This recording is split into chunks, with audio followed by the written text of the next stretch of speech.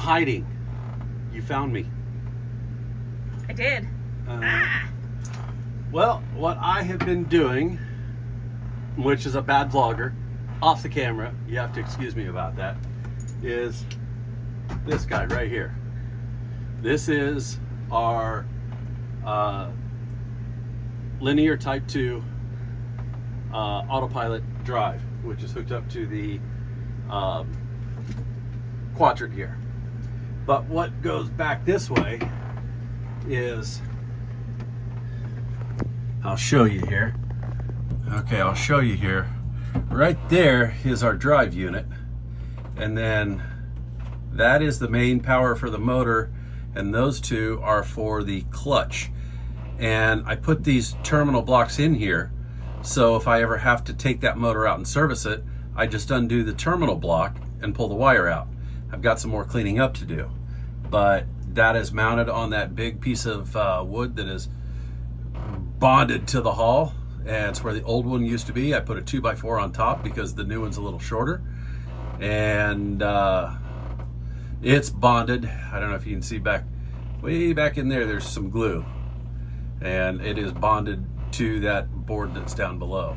So that is the autopilot. What we've done is we've got back here, right here is the rudder sensor. So we had to run that wire, as well as the two from here underneath up into the engine room to the, it's called the ACU. And that's the actuator control unit. And that's what drives this motor. We've got the, the 400 sail pack autopilot in here. Because the boat weighs so much, the rudder's so big, I wanted to make sure it had plenty of muscle to move that rudder, which I think we've done. So we're kind of in the process of hooking up the rest of the electrical.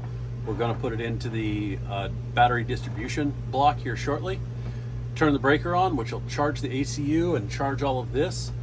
And then we are going to go up to the helm and program this autopilot, do a dockside calibration, and that's going to tell this rudder post how far, or tell the drive unit, which tells the ACU and the autopilot how far it's allowed to move this rudder, and how quick and all that stuff. So there's a calibration we can do there, and then the only thing left is to unlock the calibration, go out and do a 360-degree circle, in which we'll calibrate the compass.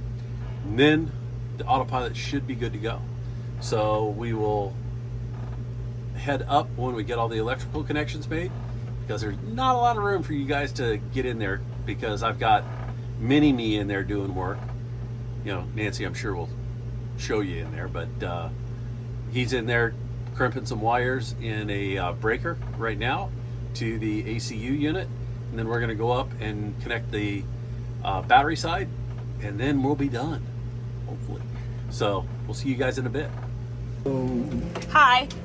Dad said you were in here crimping some wires. Yes, I was. I got just finished up, actually. Right here is what I've done. Here's what I've done. I have taken the red side of the wire, cut it in half so I can crimp ends on it to connect it up to this, not very good cameraman, this fuse right here, which is 30 amp. It's a breaker. Breaker. Yeah, 30 amp breaker. Thanks, son. Yay. Last thing I need is the heat gun. Okay. Okay.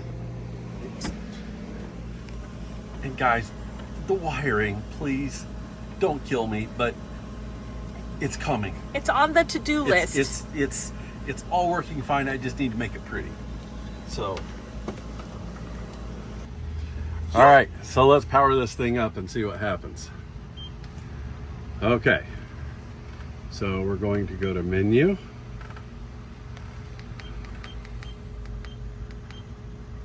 Set up.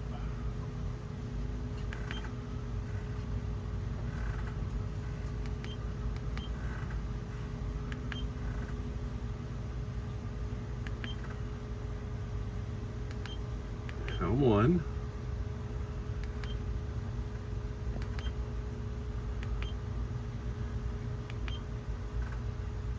So now it's finding GPS position.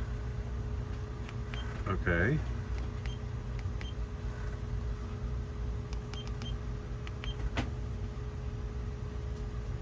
There it is. So this is the GPS that we've put off the back. So we're going to select that one.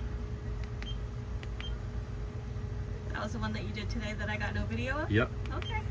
Just making sure.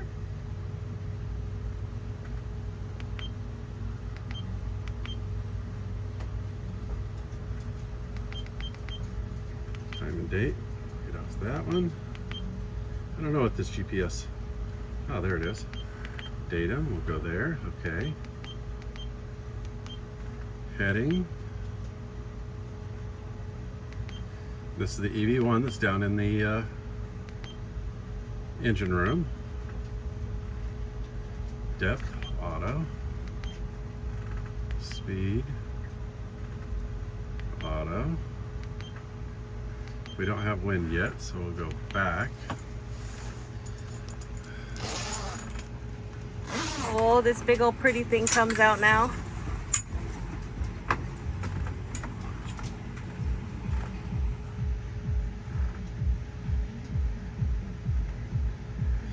Okay, so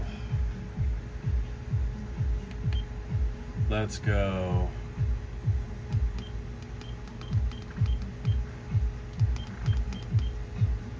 Autopilot calibration, commissioning, dockside wizard. Need to do some docksides checks. Please stand by to exit setup. Okay, we're going to continue. Now what we have is we've got a linear type 2. Let's see. Do you have the helm? Okay. Center the rudder. So you see how that's moving? Yep.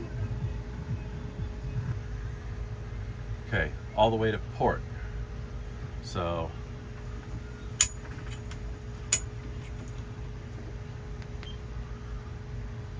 to starboard.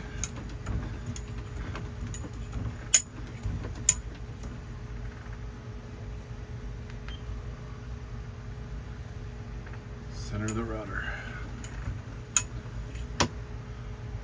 Is that center again? Okay, now that we have our rudder in the center and I've moved the transducer so it's showing in the center. So we're going to go okay. All the way to port. Okay. All the way to starboard.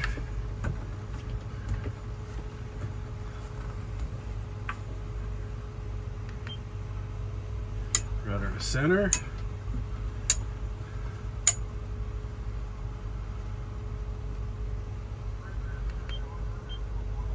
Okay, test complete. So we're going to continue. Rudder limit has been 28 degrees. Okay. View task, check the rudder drive. Okay. Autopilot will now move the rudder. Oh, oh, oh, it's moving.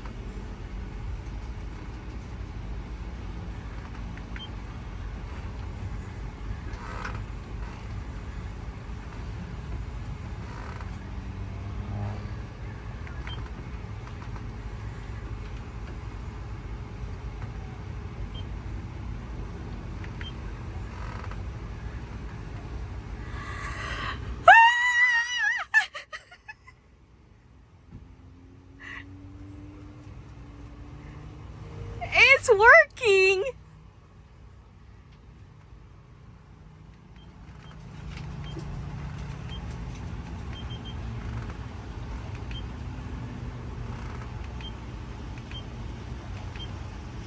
Okay, so now let's go to auto.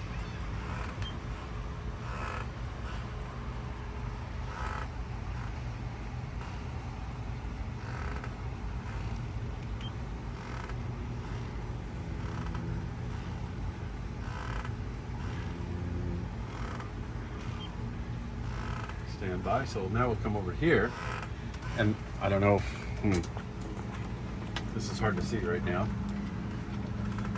but I can see right here I'm in standby. So let's see.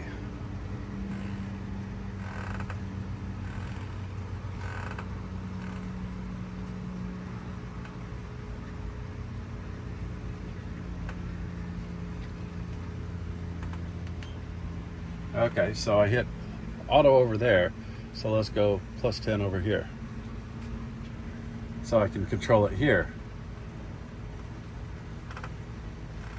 And you can see the same rudder here as you see over there. So it's mirroring. Say what? And then I can go right here. Disengage. Disengage pilot. So now I went to standby over here. Wowzers.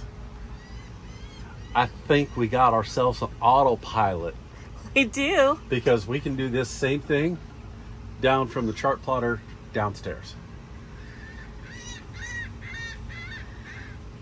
How about that? I like it. I want to center this up. There we go. So we'll get the true wind speed when we get the anemometer at the top of the mast, hopefully in a couple weeks. So we'll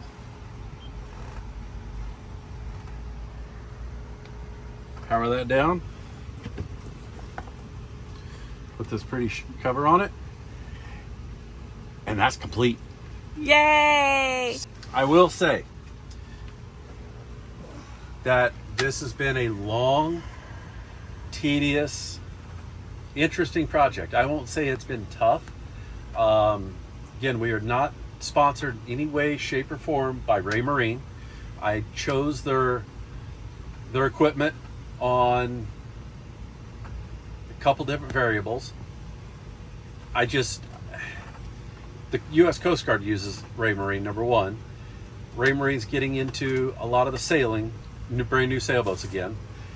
And they had a lot of interesting features, like this wind sensor, the anemometer that's going at the top, has a microcomputer in it to help stabilize the wind speed, so you won't get any surges of more wind or less wind.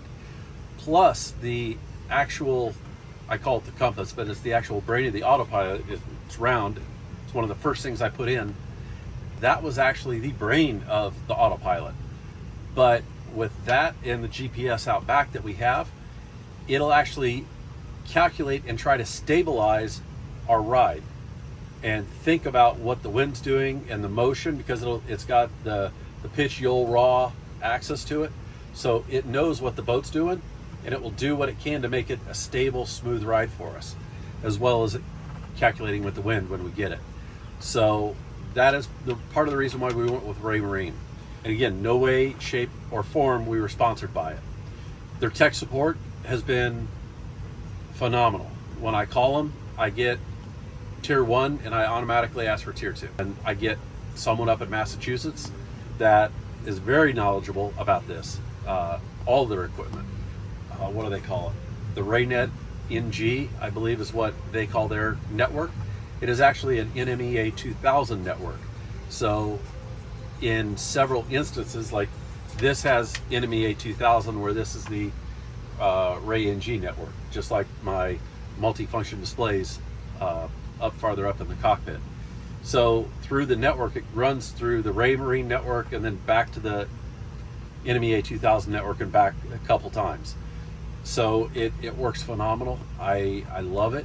The chart plotter and the radar are connected via their network switch, and which has been great. I've got the Navionics maps on this chart plotter, and the one down in the nav station I don't have any charts on whatsoever, because I made this the master and the one downstairs the slave. It actually pulled the Navionic maps from this one and displays it on that one down there. I love that feature, so I have to only buy one Navionic subscription It integrates flawlessly with the ICom AIS. Matter of fact, that's what you just saw me hit. That showed an AIS target. Since we're right by the intercoastal, we get boats come by all the time. Easy to use. RayMarine has a whole heap of videos on YouTube, their products and how to use them. They've got stupid question when I mirrored these two together. This is how good their tech support is. I said, because this chart plotter has to stay on all the time. And I said, is that going to hurt the chart plotter any way, shape, or form? And the guy in support said, absolutely not. We make them so they're full duty cycle. They run all the time for the whole life, years and years. And he goes, we put these same axioms, except the larger ones, on super yachts, and they are on all the time. They never shut them off, which makes sense, and it is true. So it integrates flawlessly with the Victron. Like the Victron's up here, my Fusion stereo's over here now. It's great. It's easy to use. It's easy to install. The tech support is phenomenal. So I will say, check them out. I'm going to check this off the list because the helm moved. It did what I wanted to. Now I've got to get it off the dock, calibrate the compass, and go see what it will do to hit some waypoints and steer itself. So until next time, guys, and if you like this video, please smash that thumbs up. It doesn't cost you a penny and helps this channel out a ton. Throw a comment out in there, you know, what you liked, what you didn't like, what you want to see more of, and we'll see what we can do to facilitate all of your needs. So we'll check you guys out a little later. Bye.